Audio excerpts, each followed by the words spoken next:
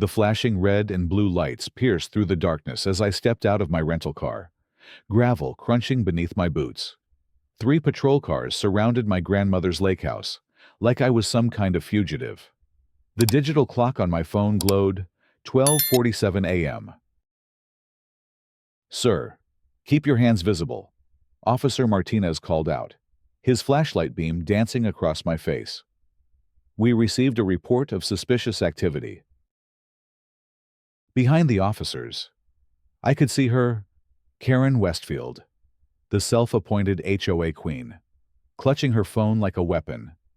The screen's glow illuminated her satisfied smirk as she live-streamed the entire encounter to her Facebook followers.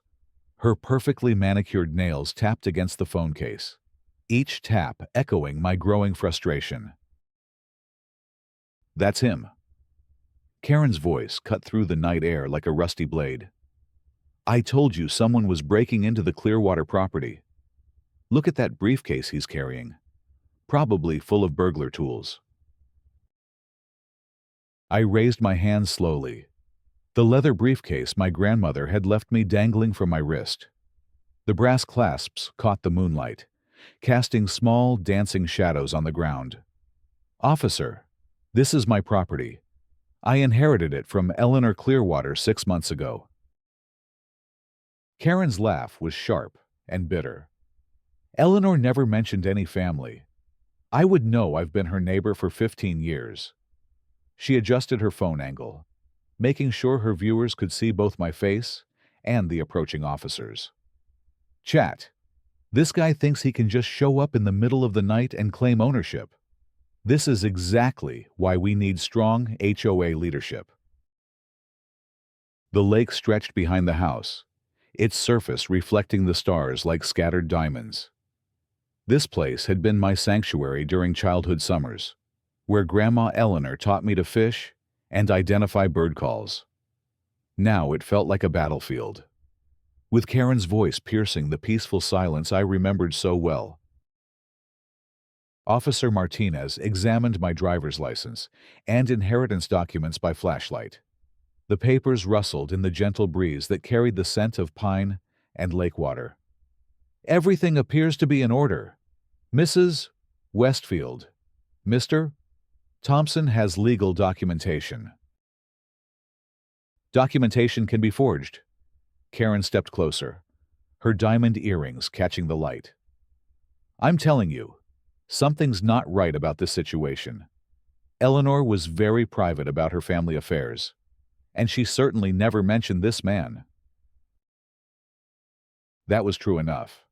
Grandma Eleanor had been intensely private, especially in her final years.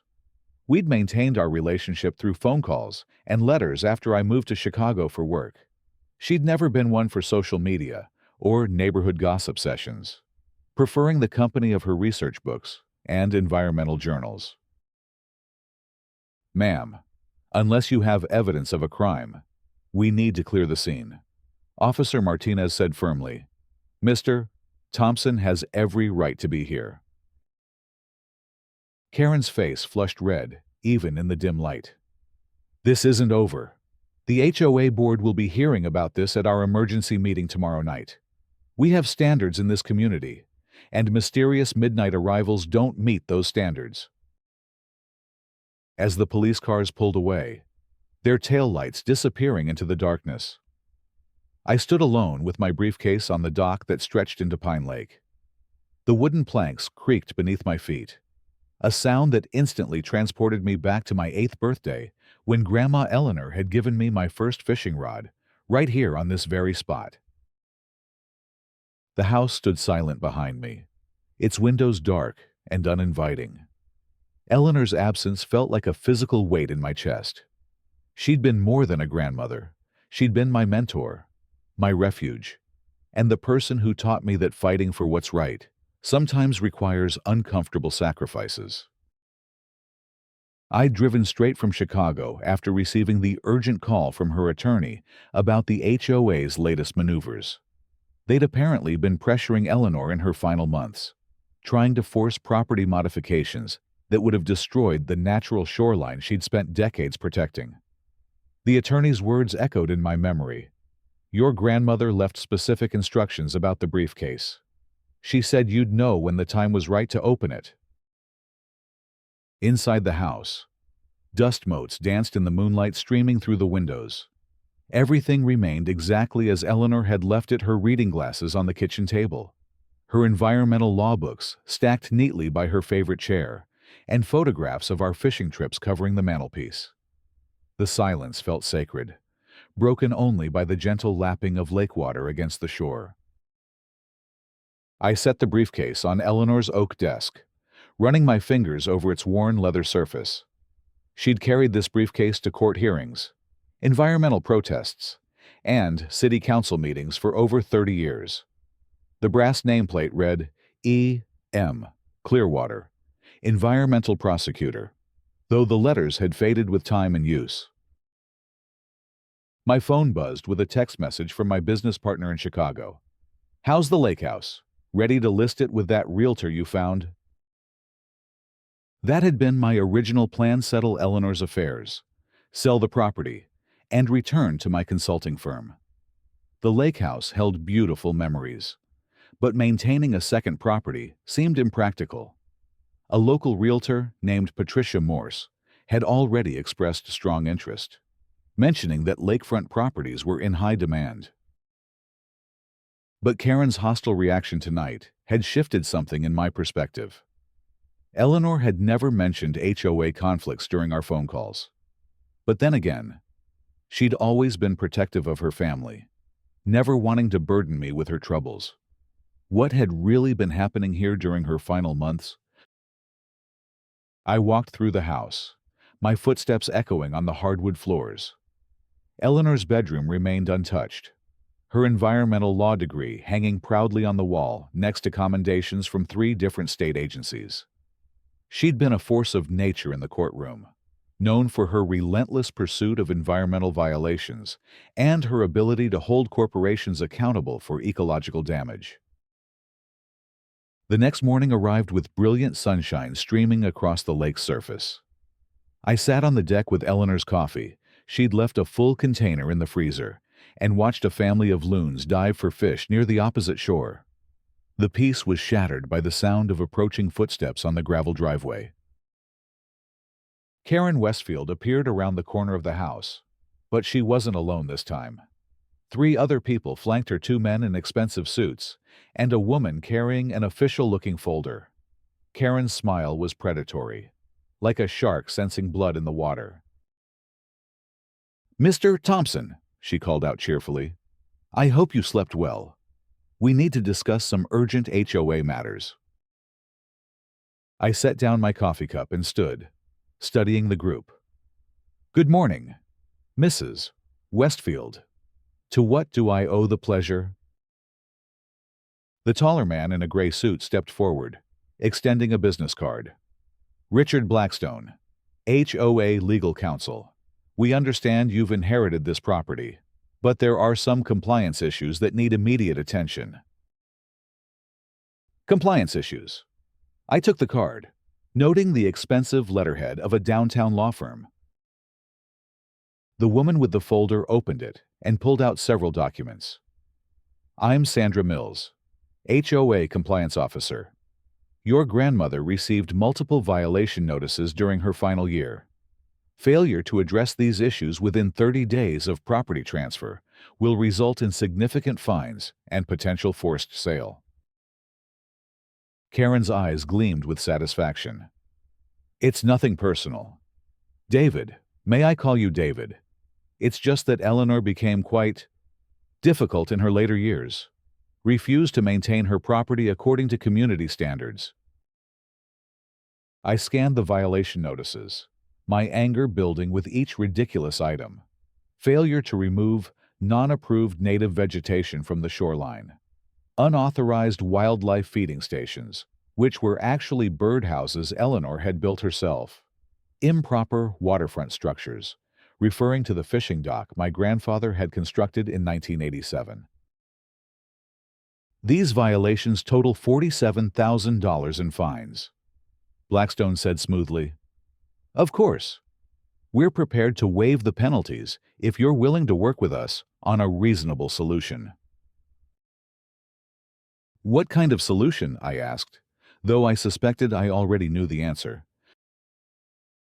Karen stepped closer, her voice dropping to a confidential tone. "Patricia Morse represents several developers interested in this shoreline. Your grandmother's property is the last holdout preventing a beautiful resort development that would benefit the entire community. The offer is quite generous, well above market value." The pieces clicked into place with sickening clarity. This wasn't about HOA violations or community standards. This was about money, development rights, and removing the last obstacle to a profitable lakefront project. Eleanor had been fighting them alone, using her legal knowledge to delay their plans until her death finally gave them the opening they needed. "I need time to review these documents," I said carefully. "Of course," Blackstone replied. "But the 30-day compliance period began 6 months ago.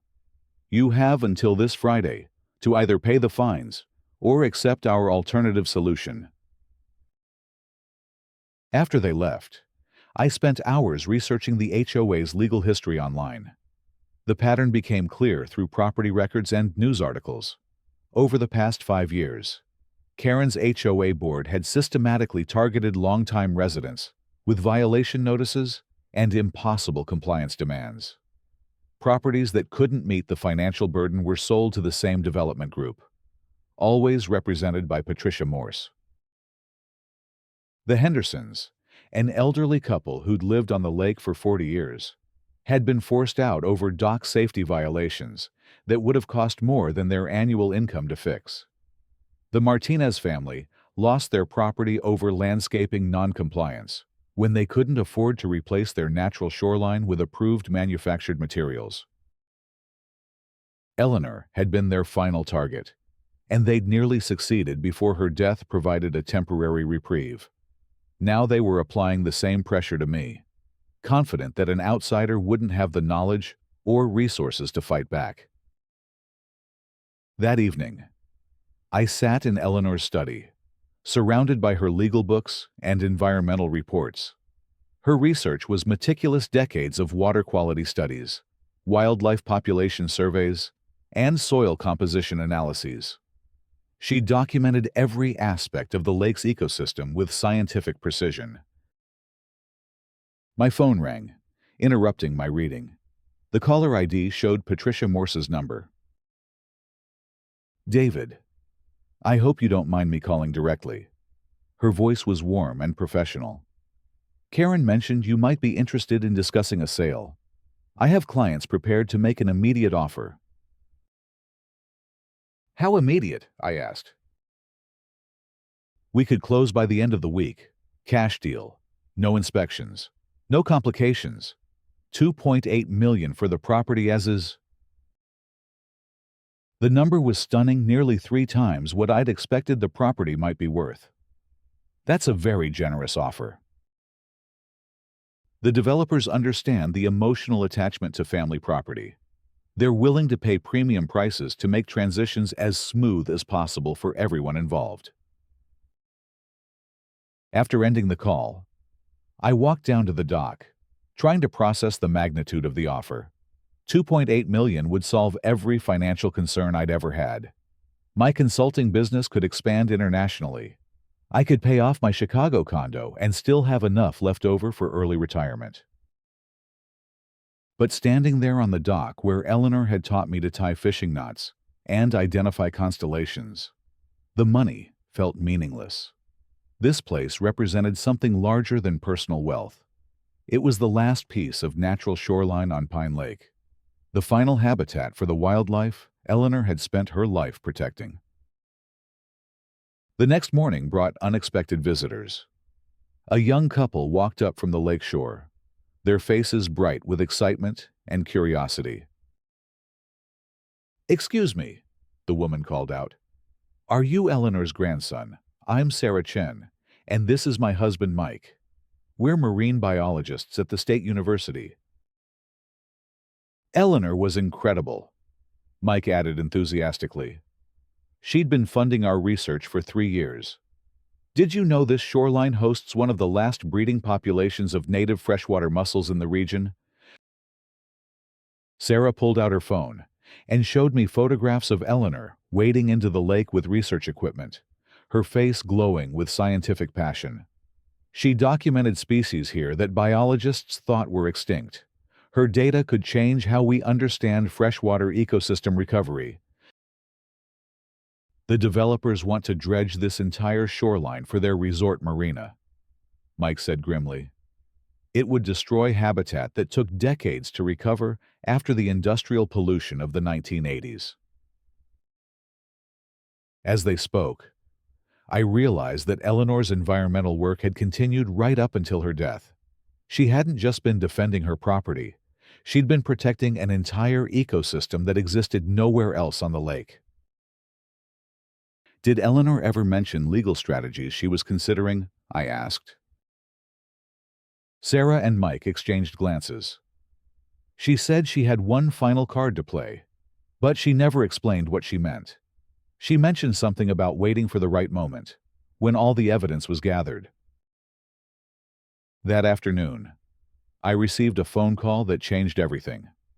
Mr. Thompson, this is Detective Rodriguez with the State Environmental Crimes Unit. We understand you've inherited Eleanor Clearwater's property. We need to discuss some sensitive matters regarding ongoing investigations. Detective Rodriguez arrived an hour later. A serious woman in her 40s, with sharp eyes and a no-nonsense demeanor. Your grandmother contacted our office multiple times over the past 2 years. She suspected illegal dumping in the lake, possibly connected to the development projects. What kind of illegal dumping? Construction waste, potentially hazardous materials. She provided water samples and photographic evidence. But we needed more concrete proof before we could move forward. She mentioned having additional evidence that she planned to reveal when the timing was right. Detective Rodriguez pulled out a folder containing Eleanor's correspondence. She was convinced that someone with inside knowledge was coordinating the dumping activities. Someone who knew when environmental inspectors would be conducting their reviews. The implications hit me like a physical blow.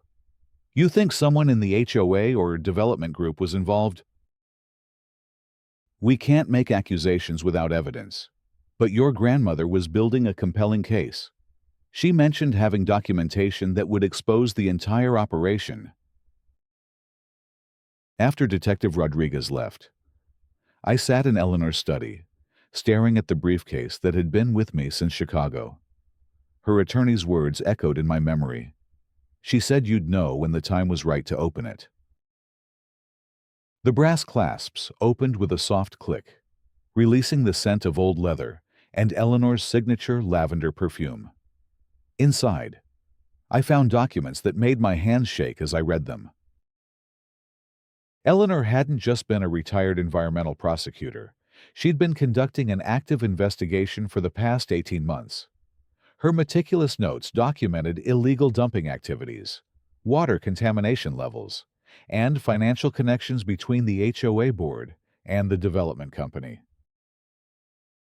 But the most devastating evidence was a series of recorded phone conversations.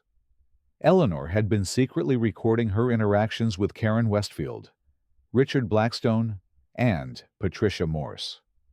The conversations revealed explicit plans to force out remaining residents, falsify environmental reports, and cover up contamination that would make the lake unsafe for recreation.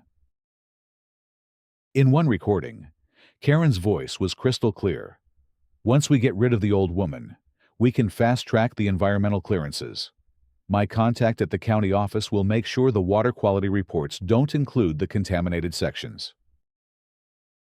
Another recording captured Blackstone discussing legal strategies.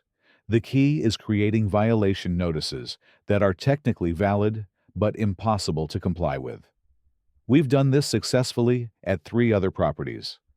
The residents either pay impossibly high fines or sell at reduced prices. But the most shocking discovery was a handwritten letter from Eleanor, dated just 1 week before her death. My dear David, if you're reading this, then my time has come, and the responsibility passes to you. I've spent the last months of my life gathering evidence of environmental crimes that threaten not just our lake, but the entire watershed that supplies drinking water to 4 counties. Karen Westfield and her associates believe they've been clever, but they underestimated an old prosecutor's ability to build a case. The evidence in this briefcase will expose their conspiracy and protect the lake for future generations. I've also included my updated credentials and Federal Environmental Oversight Authority, granted to me last year when I agreed to serve as a consulting prosecutor for the EPA's Great Lakes region. This authority remains active and transfers to designated family members upon my death, as per federal environmental protection statutes. Use this power wisely, my dear grandson. Sometimes the law requires champions who are willing to stand against popular opinion for the sake of justice. Beneath the letter, I found Eleanor's federal environmental prosecutor credentials, stamped and certified by the EPA just 3 months before her death. The accompanying documents granted her, and by extension, her designated heir authority to investigate environmental crimes and initiate federal prosecution proceedings. I was no longer just an inheritor dealing with HOA violations. I was a federal environmental prosecutor with the power to bring criminal charges against everyone involved in the conspiracy. That evening, Karen called with barely contained excitement. David, I hope you've had time to consider Patricia's generous offer. The HOA board is meeting tomorrow night to finalize the compliance enforcement. It would be much simpler for everyone if we could announce your cooperation. I'll be at the meeting, I replied calmly. There are some things I need to discuss with the board. Wonderful. I'm sure we can reach a mutually beneficial agreement. The community center buzzed with anticipation as residents filed in for the emergency HOA meeting. Karen had apparently spread word that the Eleanor Clearwater property situation would finally be resolved, bringing the long-delayed development project one step closer to reality. I arrived carrying Eleanor's briefcase, drawing curious glances from the assembled crowd. Patricia Morse sat in the front row, her smile confident and predatory. Richard Blackstone shuffled through legal documents at a side table, occasionally whispering with other suited associates. Karen called the meeting to order with theatrical authority. Tonight, we address a situation that has challenged our community standards for far too long. The Eleanor Clearwater property has accumulated significant violations, and we're here to ensure proper resolution. She gestured toward me with exaggerated courtesy. Mr. Thompson has joined us tonight to discuss compliance options. I'm confident we can reach an agreement that serves everyone's best interests. I stood slowly, feeling the weight of every gaze in the room. Thank you, Mrs. Westfield. Your right tonight will resolve this situation permanently. I opened the briefcase with deliberate care, removing Eleanor's federal credentials and placing them on the podium. The EPA seal caught the overhead lights, gleaming with official authority that made several people in the audience lean forward for a better look. My name is David Thompson, and I am the designated heir to Eleanor Clearwater's Federal Environmental Prosecution Authority. Under EPA guidelines established in 2019, this authority transfers to qualified family members upon the death of the original appointee. Karen's confident smile flickered.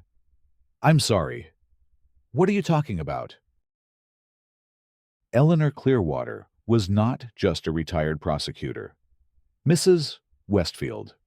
She was an active federal environmental prosecutor, appointed by the EPA to investigate suspected environmental crimes in the Great Lakes watershed region. I pulled out the first recording device and set it on the podium. For the past 18 months, she conducted a comprehensive investigation into illegal dumping, environmental fraud, and conspiracy to commit federal environmental crimes. Would you like to hear some of her findings? The color drained from Karen's face as I pressed play on the first recording. Her own voice filled the community center, crystal clear and damning. Once we get rid of the old woman, we can fast-track the environmental clearances. My contact at the county office will make sure the water quality reports don't include the contaminated sections. Gasps and murmurs rippled through the audience. Patricia Morse stood abruptly, her chair clattering backward. "This is illegal recording. You can't use." Actually, Ms. Morse, under federal environmental prosecution guidelines, authorized investigators may record conversations when there is reasonable suspicion of environmental crimes. I played the second recording, featuring Blackstone's voice discussing falsified violation notices. Richard Blackstone was already pulling out his phone, presumably calling for legal assistance. But I continued methodically. Eleanor documented illegal dumping of construction materials containing asbestos and lead-based compounds directly into Pine Lake. She photographed vehicles from Morse Development Group, disposing of hazardous waste under cover of darkness. I spread Eleanor's photographs across the podium, clear images of trucks dumping debris into the lake, license plates visible and time-stamped. This contamination makes the lake water unsafe for human contact and has killed significant portions of the native aquatic ecosystem. The room erupted in shocked voices. Residents who'd been swimming in the lake just days earlier stared at the photographs with growing horror and rage. Furthermore, I continued, Eleanor documented financial payments from Morse Development Group to county environmental officials, ensuring that water quality reports excluded contaminated areas from testing protocols. Karen attempted to regain control. "This is obviously fabricated evidence. Eleanor Clearwater was a bitter old woman who—" "Mrs. Westfield," I interrupted calmly, "you're currently being recorded. I should inform you that anything you say may be used as evidence in federal environmental crime proceedings." She snapped her mouth shut, but the damage was already spreading through the room. Residents were pulling out their phones, sharing the photographs and recordings on social media. The local news reporter in the back row was already live-streaming the revelations to her followers. Detective Rodriguez entered the community center with 3 other officers, having been coordinating with me throughout the day. Karen Westfield, Patricia Morse, Richard Blackstone, you're all under arrest for conspiracy to commit environmental crimes, fraud, and violation of federal clean water statutes. As the arrests proceeded, I addressed the stunned residents. Eleanor Clearwater spent her final months building this case because she believed the environment belongs to all of us, not just those wealthy enough to profit from its destruction. The community center buzzed with shocked conversations as people processed the magnitude of what they'd witnessed. Several residents approached me with apologies, admitting they'd supported the development project without understanding its environmental impact. Mrs. Patterson, an elderly woman who'd known Eleanor for decades, wiped tears from her eyes. Eleanor never said a word about her investigation. She just kept fighting, even when we thought she was being unreasonably stubborn about the development. "She protected all of you," I replied. "The contamination would have made this entire lake uninhabitable within 5 years."